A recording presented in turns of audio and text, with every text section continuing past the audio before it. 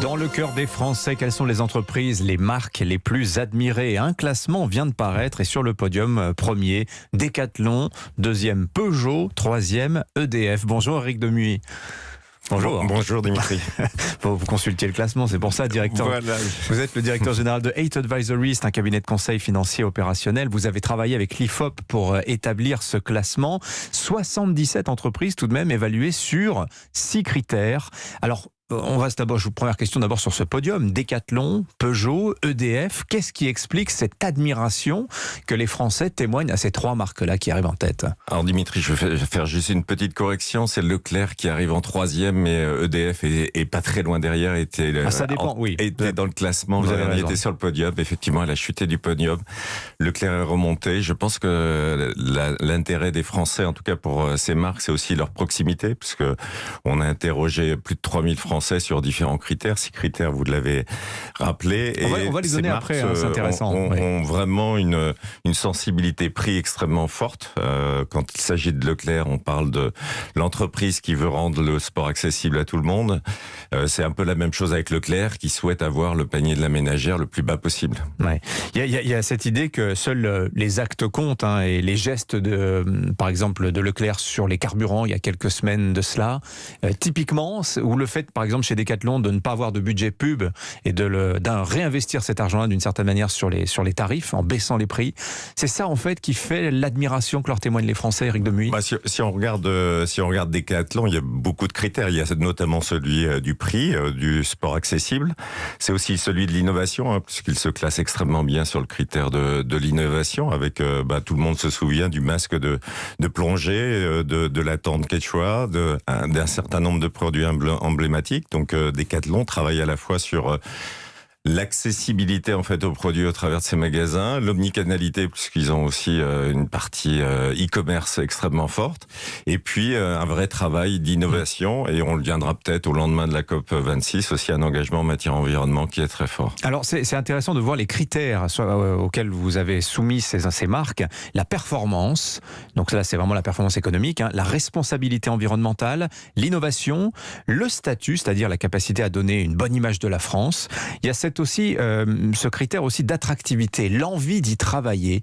Quel est de ces critères-là celui qui pèse le plus dans le jugement que les Français témoignent aux marques? Il faut rappeler que c'est le choix des Français en fait. C'est les 3000 Français qui choisissent quel est le critère le plus important. Ils essayent de pondérer en tout cas parmi ces 6 critères. Pas forcément des clients d'ailleurs. Pas forcément des clients. Ce sont des Français qui ont été interrogés, représentatifs. Donc la performance et l'impact de l'économie française ressort en premier, on parle d'entreprise.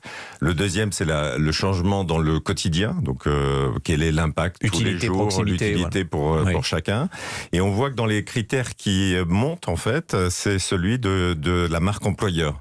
On voit peut-être que l'équilibre entre entreprise et employé, à un moment où on commence à parler de plein emploi, est un critère qui est déterminant. C'est comment les entreprises vont-elles faire pour attirer, en fait, leurs futurs employés.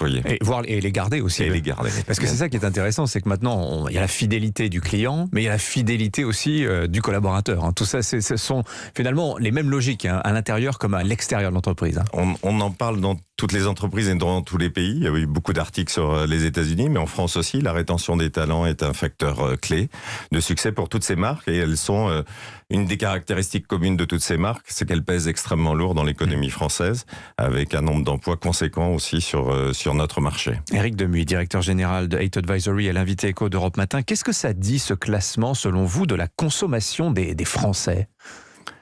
C'est de la consommation du quotidien. On retrouve pas mal de grandes marques de distribution. On voit la progression aussi régulière de Leroy Merlin.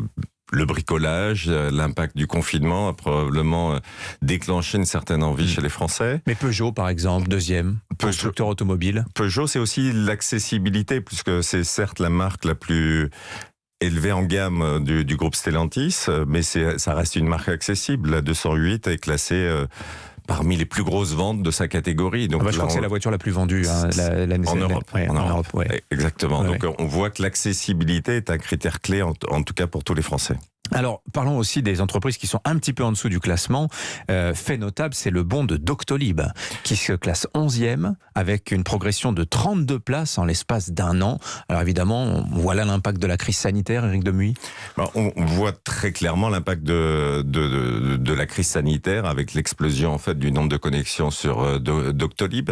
C'est clairement un service hyper intéressant pour l'ensemble des Français, puisqu'on peut réserver en étant chez soi en fait ce type de service. Mais on voit que c'est pas le cas de tous les services e-com. On voit la dégringolade de Blablacar par exemple. Alors c'est là aussi probablement l'effet du confinement. On voit aussi la stabilité du Bon Coin sur la même période. Alors le Bon Coin, on s'arrête un instant, c'est 29 millions de visiteurs uniques par mois.